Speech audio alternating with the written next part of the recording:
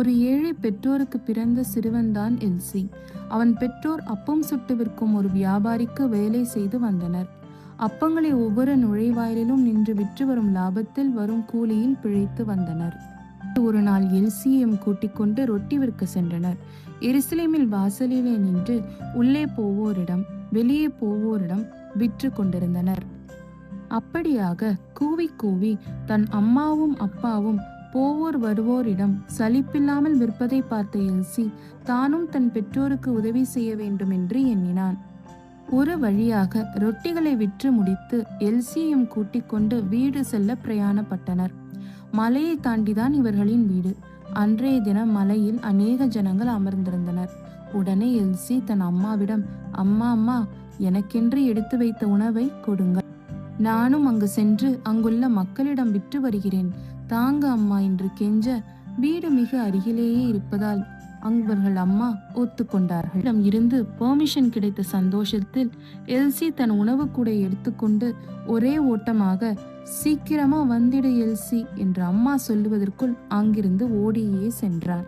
தனக்கு உணவாய் அம்மா கொடுத்த உணவை அந்த கும்பலாய் காணப்படும் மக்களிடையே எப்படியாவது விற்று அப்பா அம்மாவிற்கு உதவிடும் எண்ணமே எல்சியிடம் மேலோங்கி இருந்தது.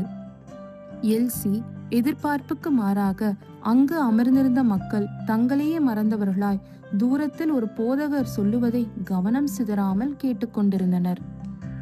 அச்சூழ்நிலையை பார்த்த எல்சி தானும் அமைதியாக அமர்ந்து போதகர் பேசுவதை கேட்க தொடங்கினான். போதகர் பேசுவதை கேட்ட எல்சிக்கு புரிந்தும் புரியாமலும் ஆனாலும் போதகரின் குரல் தன்னை ஈர்ப்பதை உணர்ந்தான். அத்தருணத்தில் எல்சி விரும்பியதெல்லாம் அச்சூழ்நிலை மாறாமல் போதகரின் குரலை கேட்டுக்கொண்டே இருப்பதுதான். அப்பொழுது போதகராகிய இயேசு கிறிஸ்து, நான் உங்களுக்கு சொல்லுகிறேன், உங்கள் சத்துருக்களை சிநேகியுங்கள், உங்களை சபிக்கிறவர்களை ஆசீர்வதியுங்கள், உங்களை பகைக்கிறவர்களுக்கு நன்மை செய்யுங்கள், உங்களை நிந்திக்கிறவர்களுக்காகவும் உங்களை துன்பப்படுத்துகிறவர்களுக்காகவும் ஜெபம் பண்ணுங்கள் என்று கூறினார். அதிகாரமுடையவராய் அன்புடன் அவர் பேசுவதை கேட்ட எல்சி தன்னையே மறந்தான். தான் வந்த வேலையை மறந்தான். எல்சி எல்சி, என்ன இங்கே என்று உழுக்க தன் நினைவுக்கு திரும்பினான் எல்சி. எதிரே தன் ஊரை சேர்ந்த அந்திரேயா அண்ணன் அமர்ந்து அவனையே பார்த்து கொண்டு இருந்தார். அவரை பார்த்ததும் துள்ளி எழுந்து எல்சி அண்ணே என்று கட்டிப்பிடித்து கொண்டான். அவன் நிதானத்தை கொண்டு வந்த அந்திரேயா, எல்சி, உன்னிடம் ஏதேனும் உணவு உள்ளதா? போதகர் கேட்கிறார் என்று சொல்ல ஒன்றும் யோசிக்காமல் தான் வைத்திருந்த கூடையை எடுத்துக்கொண்டுதான். நடக்க போவதை அறியாமல் அந்த கூடையில் எல்சியின் சாப்பாட்டிற்காய் பங்களும் 2 மீன்களும் இருந்தன. அதை கையில் வாங்கி ஆசிர்வதித்து போதகர் கொடுத்த பின் 1000 பேருக்கும் மேலானவர்கள் திருப்தியாக சாப்பிட்டு மீதியாக 12 கூடை நிறை இருப்பதை எல்சி பார்த்து ஆச்சரியப்பட்டு போனான். இந்த சம்பவங்களை எல்லாம் தன் தாயிடம் கூறினான்.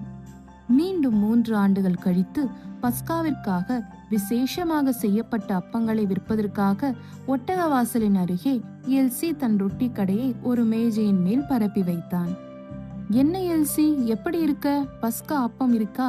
போதகருக்கு வேண்டும் என்ற குரலை கேட்டவுடன் ஆச்சரியத்துடன் திரும்பிய எல்சி அங்கு அந்திரேயா அண்ணன் நிற்க கண்டு, அண்ணன், போதகர் உங்களோடு இருக்கிறாரா? இன்றும் அற்புதம் செய்ய போகிறாரா? இன்றும் நிறைய மக்கள் இருக்கிறார்களா என்று வரிசையாக கேள்விகளை அடுக்கிக் கொண்டே போக, அந்திரேயா, எல்சி, இன்று எங்கள் 12 சீஷரோடும் மட்டும்தான் நம் போதகர் பஸ்காவை நம் மார்க்குவின் மேல் வீட்டில் ஆசரிக்க போகிறார் என்று கூறினான். மேல் வீட்டில் பஸ்கா ஆசரிக்கத்தான் அப்பம். சரி அண்ணா, நான் வியாபாரம் முடித்தவுடன் போதகரை பார்க்க வருவேன். மார்க்கு என் நண்பன்தான் என்று அந்திரேயா கூற, ஷாலோம் அண்ணா என்று எல்சி கூறினான். அன்று வேலையை முடித்த எல்சி அவசரமாக மார்க்குவின் வீட்டிற்கு ஓடிப்போனான். அந்திரேயாவிடமிருந்து நண்பனை பற்றி அறிந்த மார்க்கு நண்பனுக்காக அந்த மேல் வீட்டின் கீழ் காத்து கொண்டிருந்தான். எல்சி வருவதற்குள் போதகர் பஸ்கா உணவை முடித்து ஒலிவ மலையில் உள்ள கெத்சமனே தோட்டத்திற்கு சென்றுவதை அறிந்த எல்சி மார்க்குவை இழுத்து கொண்டு அங்கு ஓடி சென்றான். அங்கு வருவதற்குள் போதகர் கைது செய்யப்பட்டு மல்கோஸின் வெட்டப்பட்ட காதை போதகர் பழையபடி ஒட்டி வைப்பதை கண்டான். ஆனாலும் போதகரை விட்டு அனைவரும் ஓடிப்போக மார்க்கும் எல்சியும் கூட ரோம சிப்பாய்களுக்கு பயந்து ஓடி போனார்கள். தப்பி வந்த எல்சி மிகவும் கதறி அழுதான்.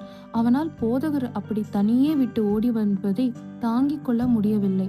மார்க்குவிடம் தான் பெரிய அற்புதத்தை இன்றும் போதகர் செய்ய போகிறார் என்று எண்ணியே வந்ததாக கூறினான். ஆனால் எல்சிக்கு தன்னிடம் வாங்கிய அப்பங்களை கொண்டே கர்த்தராகிய இயேசு ஒரு புது உடன்படிக்கை ஏற்படுத்தினார் என்ற விஷயம், அந்த உடன்படிக்கையே இன்றும் போதகராகிய கிறிஸ்துவின் மரணத்தை என்றென்றும் நினைவு கூறுவதற்காக ஏற்படுத்தப்பட்டது என்று அப்பொழுது எல்சிக்கு தெரிந்திருக்க வாய்ப்பில்லை.